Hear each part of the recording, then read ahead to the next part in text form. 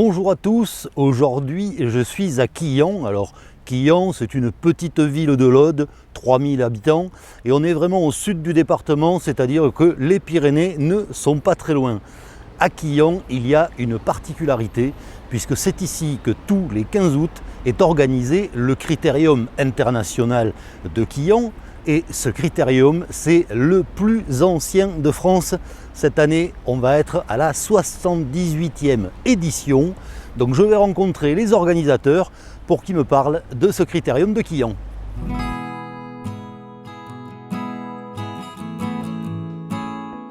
Alors le critérium, ce que je sais moi du critérium, c'est qu'il est né avant la Seconde Guerre mondiale. Il a été interrompu pendant les années de Seconde Guerre mondiale, il a repris après la Seconde Guerre mondiale donc. Ensuite, les générations se sont succédées pour le faire perdurer, donc le critérium il est attaché à la ville de Quillan. Quillan à cette époque-là était connu par la chapellerie dans les années 30. Après ça a été le formica, par le rugby, puisque Quillan a été champion de France, et puis par le critérium. Donc aujourd'hui à Quillan, il reste le critérium. Dans les monuments de la ville, le rugby existe toujours, mais à un niveau certes qui est moindre. La chapellerie a disparu, le formica a disparu. Mais le critérium, c'est un des meubles de la ville, mais de là à vous dire comment il est né, j'ai pas d'archives des anciens qui expliquent de pourquoi le critérium est né à Quillan.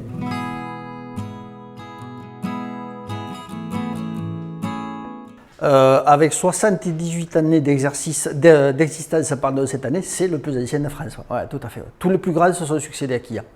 Dans la mesure du possible, mais quasiment tous les plus grands sont venus à Quillan. Ouais, tout à fait. Ouais. J'ai souvent eu l'occasion d'échanger avec Raymond Poulidor qui me disait que lui, au plus fort de sa carrière, les critériums, ça faisait partie du paysage cycliste en France. Il y avait 50 à 60 critériums. Et à ce moment-là, les coureurs, ils étaient, on va dire, bien moins payés que ce qu'ils le sont maintenant. Il y avait moins de professionnalisme. Et les coureurs disputaient les critériums pour se faire, je dirais, leur revenu. Il m'a même raconté qu'il arrivait que des coureurs courent 2 critériums sur une même journée. Donc à cette époque-là, on va dire, 50 à 60 critériums. Aujourd'hui en France, nous sommes 14. Et Quillan, c'est le plus ancien critérium de France et nous sommes attachés à le faire perdurer tant qu'on le pourra.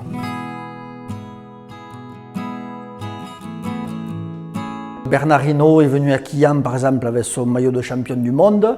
On a eu droit à Anquetil Poulidor les deux en même temps à Quillan. J'ai des photos devant la chaumière où Anquetil sort de la chaumière. Il y a une marée humaine qui attend Anquetil à la grande époque du duel Anquetil Poulidor. Et même avant ça, enfin, avant même après, enfin, qu'est-ce que je dirais moi? Des Ocaña et tant d'autres sont venus. Eddy Merckx est venu à Quillan, enfin, tous les grands du vélo sont venus à Quillan, hein, ouais, bien sûr.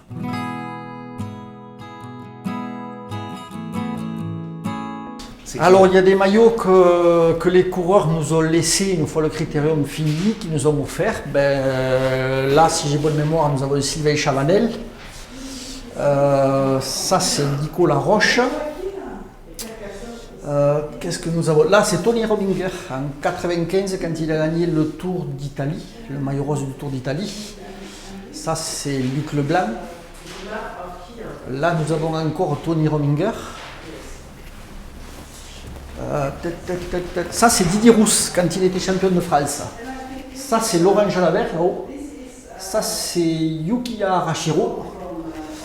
Qu'est-ce que c'est qu'on a d'autre? Ça, c'est Christophe Rinero en 98 quand il avait le maillot à poids du Tour de France. Ça, c'est Thomas Vauclair également. Alors, je me rappelle parce que je les ai vus les signer, ces maillots. Là-bas, nous avons le maillot à poids de Thomas Vauclair également. Ça, c'est le maillot CSC, c'est Carlos Sastre en 2008. Le maillot, la française des Jeux, je ne sais plus trop. Et en G2R, la mondiale, c'est Alexis Villermoz, là-bas. Oui, nous avons une belle collection de maillots. Ils ne sont pas tous là. Je crois que nous avons 60 ou 70 maillots de coureurs.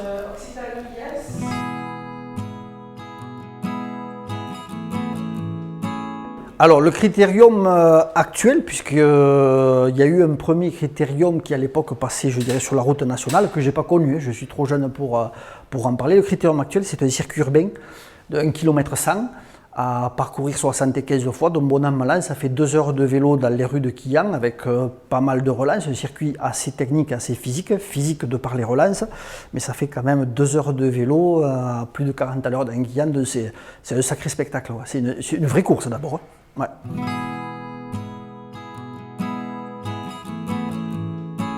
Et c'est énorme, c'est énorme.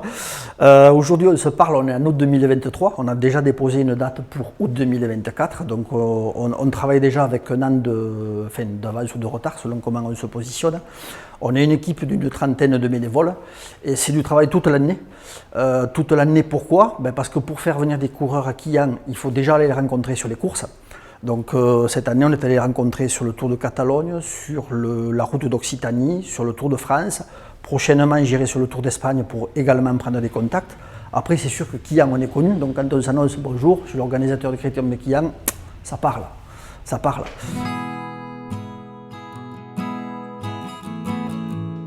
Ah, Peter Sagan. Peter Sagan, ouais, c'est un coureur qui nous fait rêver depuis bien longtemps. C'est un coureur qu'on avait contacté l'an passé. Il faut savoir que Peter Sagan, c'est l'ambassadeur de Specialized, et l'an passé, sitôt le tour fini, il est parti aux États-Unis faire la promotion de Specialized.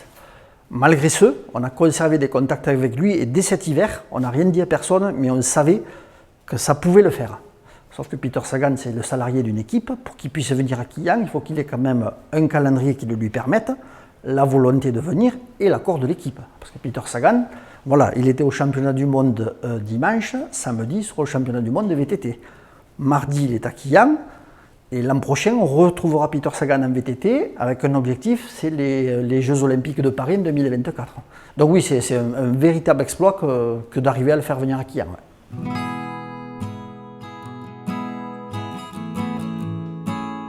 Oh oui, alors peut-être on arrivera un jour à les faire venir, mais Julien Alaphilippe, lorsqu'il a été champion du monde français, bon, c'est sûr qu'on aurait aimé le faire venir à Quillan. Après, je dirais certains coureurs sont d'accord pour faire les critériums, des fois c'est les équipes qui ne le sont pas, des fois c'est l'emploi du temps qui ne le permet pas, mais après il ne faut pas se voiler la face, les coureurs ils sont professionnels, ils sont comme vous et moi, à un moment donné ils sont fatigués. Par exemple, il y a des Français qui sont cette semaine en équipe de France à Glasgow, que j'aurais aimé faire venir. Je les ai eus au téléphone et par SMS, ils sont fatigués. Il ne faut pas se voiler la face. Quand on court un championnat du monde 15 jours après le Tour de France, le coureur, il est cramé, comme on dit ça. Il a besoin de vacances. Donc ça, il n'y a rien à dire là-dessus. On a essayé, mais c'est tout à fait humain et tout à fait compréhensible.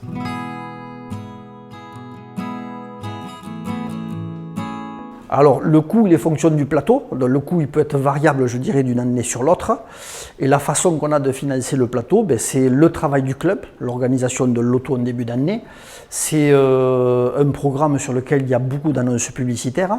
C'est des buvettes, c'est la vente du programme aux entrées et c'est un soutien énorme de la ville de Quillan. Je dis non, c'est grâce au soutien de la ville de Quillan que je remercie que le critérium est gratuit. Il faut savoir qu'en France, d'autres critériums, l'entrée est comprise entre 5 et 20 euros. Nous sommes le seul critérium où l'entrée est gratuite, avec une pointure mondiale qui vient dire au revoir au public français, là, le 15 août 2023.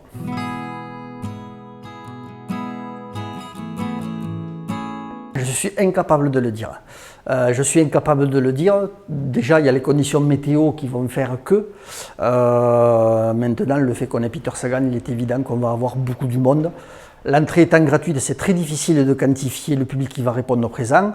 Le circuit fait 1 km 100. Moi, personnellement, je suis sur la ligne d'arrivée. Forcément, je vais voir du monde, mais je vais voir du monde sur 300 mètres à droite et 300 mètres à gauche. Après, les copains me diront c'est à bloc dans la grande rue, c'est à bloc là, c'est à bloc là. Mais il est évident qu'on s'attend à une très grosse affluence. Ouais.